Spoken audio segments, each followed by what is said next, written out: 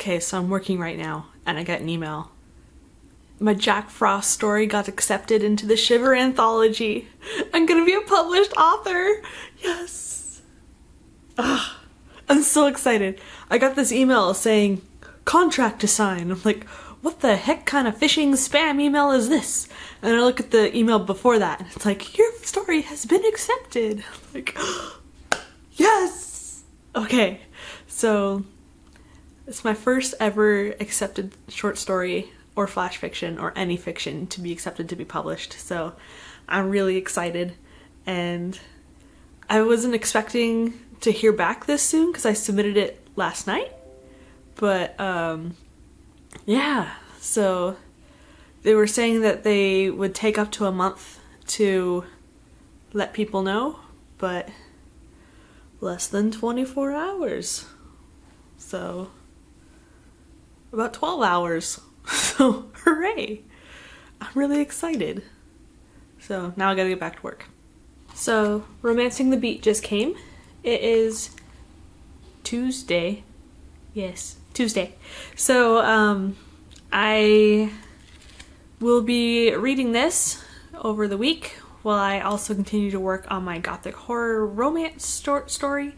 So hopefully I can hit a few of these in there and yeah, make a cohesive story. I actually like what I've got so far. I have the meet, I have little snippets of 3 dates, and I have the wedding night. So yeah, we'll see how this goes.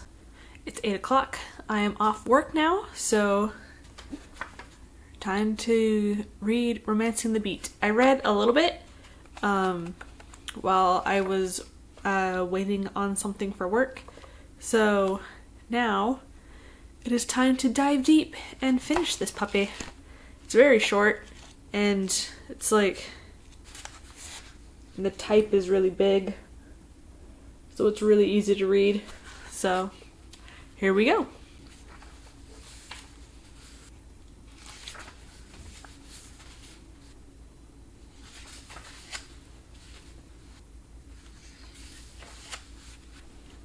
Okay, I'm reading the scene about the meet cute, so when they first meet each other, and I realized I never said that she thought he was handsome, or like analyzed his facial features or anything. So yeah, I need to go back and add some sparks that fly between the eyeballs of some Victorian people. So yeah. So the next beat is where they pull apart a little bit. So the no way, we can't be together. And I hint at it a little bit by having the characters take stolen walks because they are of different classes, so they couldn't possibly be together. Because she's a midwife and he's a baronet and rich, and she's the breadwinner for her 4 younger sisters, along with her parents, and still sends her money home. So I think I need to develop a little bit this idea that we shouldn't be together, instead of just saying they slipped off of the beaten path into a forest and held gloved hands. Like, oh. So yeah, I need to work out more about the why they shouldn't be together socially. So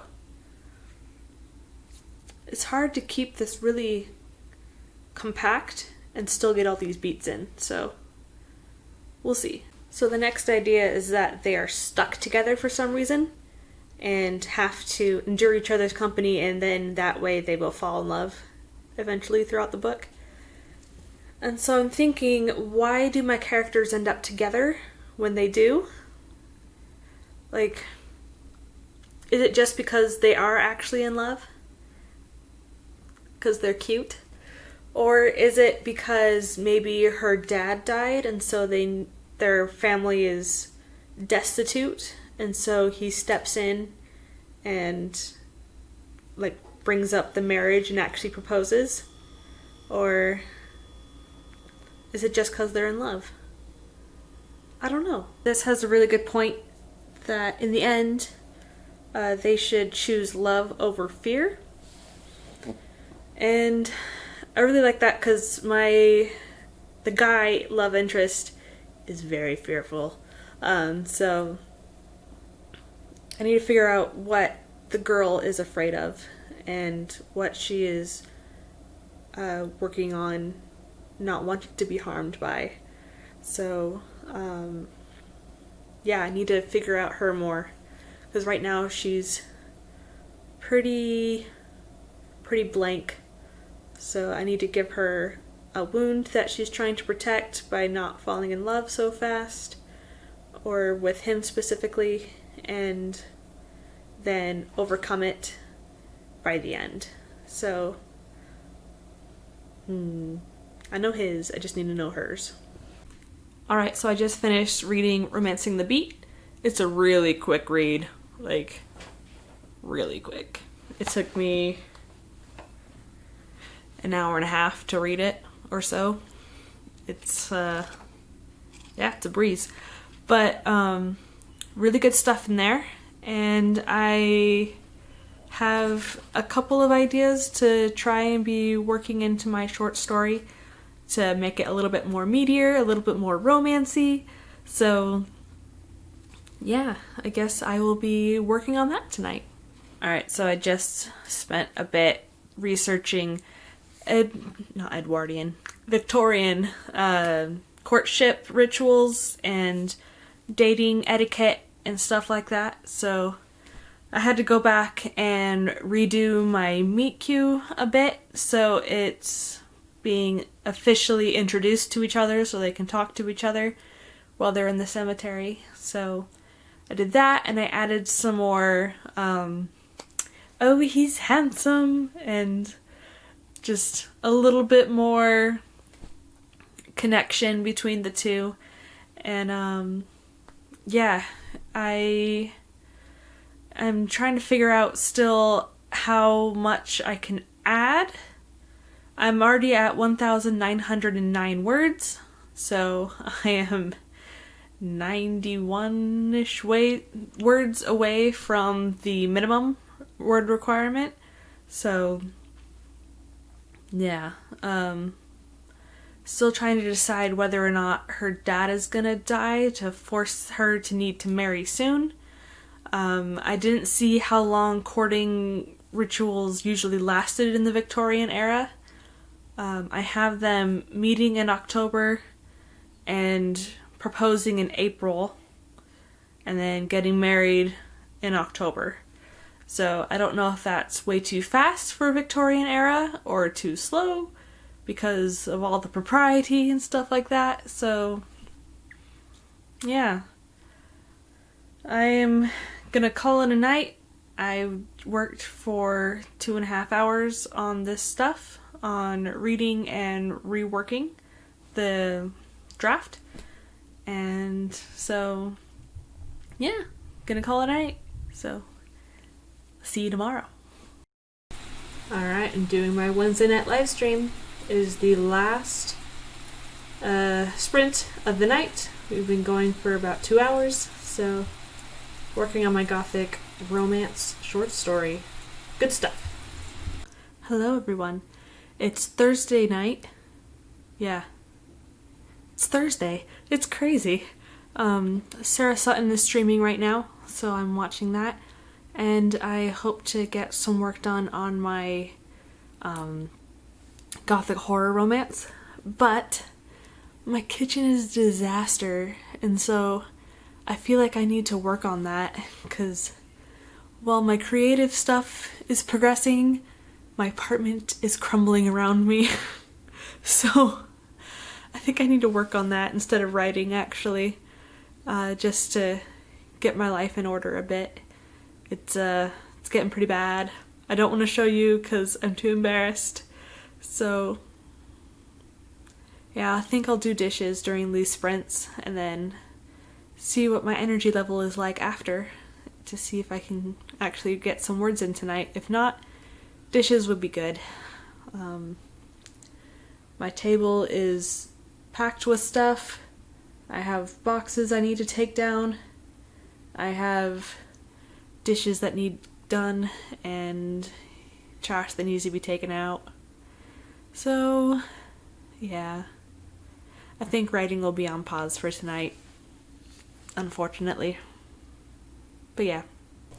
Alright, so it's 9:30. I called my sister because I was feeling really down, and she read me a chapter of Harry Potter, and it was so nice. And so I feel a lot better now. I got 2 loads of dishes done. There's still some more to go, but I have made progress, and there are some clear counter spaces now, so definite progress. But I'm gonna wait for these dishes to dry a little bit and then do around 3. I have so many. Yeah, that's my night. No writing, just dishes and feel good Harry Potter. So, yeah. Alright, so it's 10:45. I did 2 more loads of dishes. I only have 1 drying rack, so I can't do too many at once, but that's 4 racks worth of dishes tonight. So, hooray! I've made excellent progress. I don't have too much more left to go, but I'm waiting for these ones to dry, and then I can take out the trash and everything in the morning. So I've made excellent progress on my home, which has been neglected so badly. So, good stuff. It needed to be done. So I will write in my journal tonight and I'll count those words, but that will be it for Thursday. Hello. So today 2 books came. It's Friday.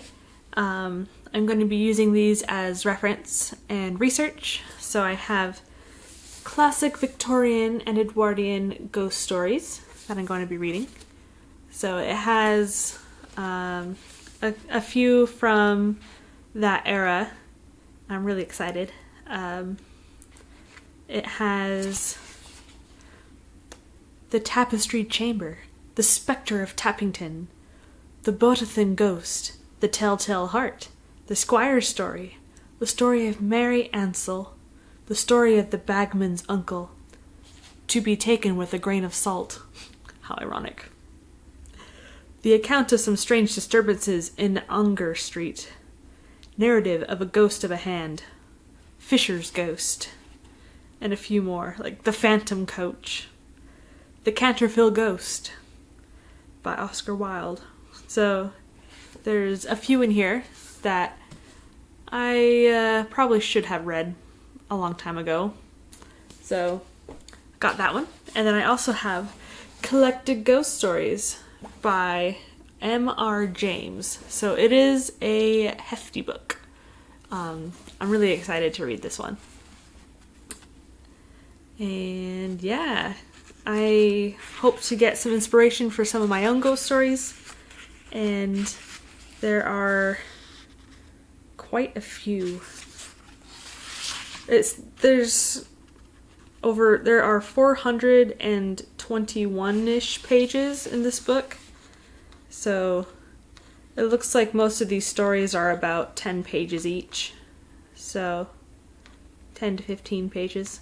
So these are a little bit longer stories, I think. So a little bit more of a short story instead of a like a longer short story instead of a shorter short story. There's so many genres. So, and now Set is digging. So I'm excited to start reading, and I am part of Austin Kay's book club, and in October we're going to be reading Frankenstein. So I'll finally re-pick it up again. Hooray! So hopefully I won't be in too much of a reading slump and get going on some books, which is hard because I don't know if they count towards Milwordy. Because yes, it's like these particular books are research for the genre that I'm writing in, so should they count? But it's faster to read than to write, so I don't know. Complicated. Alright everybody, I have made progress on the kitchen. I'm only showing you 3 sides of it. So, yes, The last side still needs work, but major progress. Alright, so I have worked on the kitchen, and there's just one slab of countertop left, but I'm gonna go take a bubble bath, and I'm very excited. So I will see you guys on the flip side. Welcome back, everybody. I am clean. Hallelujah. So I read the foreword and some of the introduction. It's a long introduction. So these are a collection of short stories all by one guy who was alive in the same time that the Sherlock Holmes stories were being published, so Victorian era. And I read the first story, which was about 12 pages long. 13 pages long? Whatever. But it was pretty good. It was interesting. It was from a narrator telling the story of how he met this guy who had this happen to him. And so he's like, we'll call this guy this name. But the actual, so it's a story about a guy who goes to France and tours around this church in this really tiny town, and the guy who takes care of the church acts like there's something behind him all the time, and like he's a very harrowed man. And though when the guy asks the tourist, like, hey, do you want to come back to my place and see something cool, because you're really interested in all this history and I have a document you might be interested in. So the guy's like, why not? So he goes and he sees the manuscripts, and they're illuminated manuscripts, and so they're very, very valuable and very, very old. And he's like, I want these. And so he buys them off of the guy. And one of the manuscript pages is a picture of King Solomon and this grotesque, like, spider human demon that is being presented to him by these soldiers. 4 of them are alive, 1 soldier has been killed already, and Solomon looks disgusted and scared, but still regal. And so he becomes, the tourist guy becomes haunted by the spider demon, and so it was really cool. So interesting use of Christianity and demons in a horror story, which I haven't read too many of those before, so that was cool. So I just want to read the back of the book to you. It's really cool. It says, I was conscious of the most horrible smell of mold, and of a cold kind of face pressed against my own. So that is the entire back of the book. Really awesome. And so I think I am going to count this as research for my Victorian horror short story. Even though it is romance, it is Victorian era horror, and so I am going to kind of cheat and call this research and count it in my hours, because this will help with all of my horror short stories and flash fictions. So it's research. So I'm debating what to do tomorrow, because it's Saturday, and so I have a day off. So should I be spending the time continuing to clean my apartment, or should I go to the cemetery that's not too far away that was actually founded in 1850, and so it has a lot more Gothic architecture. It's actually called a necropolis, so that's really awesome. So I'm trying to decide whether or not to go there and do some photography for some inspiration and some possible covers of a short story horror anthology, or just pictures to show as I read my horror short stories and flash fictions. So I don't know if I should clean, go to the necropolis, or go to the CN Tower and film from the CN Tower and get some cool shots there. I also need to get my hair cut. Another thing to decide. So, yes. I will journal tonight and see how we feel in the morning, see how late I sleep, and go from there. It is Saturday morning. It's about 11 in the morning. I couldn't really sleep last night, so I got up and I cleaned my bathroom, and I worked somewhere in my kitchen, so that was helpful. Yeah, I just put a batch of chili in the crock pot, so hopefully that will be done by lunch. I put it on high, and it's just enough for me, so it's not too much to cook. And then,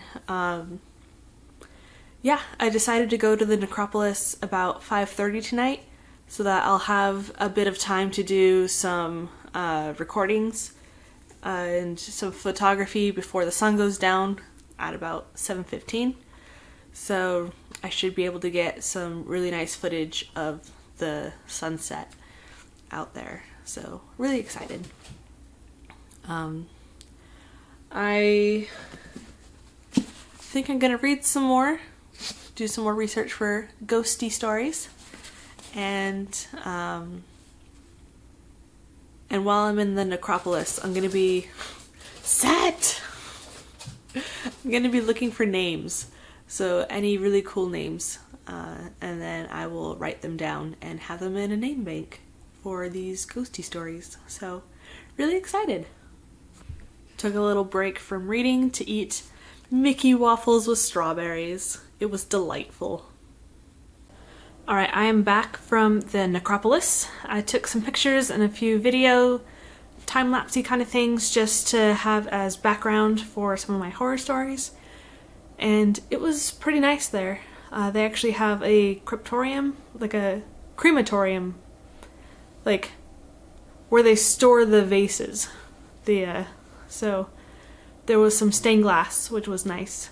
And yeah, I was taking a video of the stained glass and then they turned the lights off. I was like, it doesn't close for another half an hour. But oh well, I got as much as I could. So I will insert a few of my stuff here. So I have some of tombstones, some of close-ups, and I have some of the actual buildings. So yeah, it was fairly nice there. So that will do it for this week. I am at about 42 hours worth of stuff for Milwordy out of 70 for the month. So kind of on track. Maybe like 2 hours behind, but doing fairly good. So I hope to record some of my actual short stories and flash fictions and do voiceovers with this footage now, so that's what I will be working on. And thank you guys for watching. I will see you guys in the next one.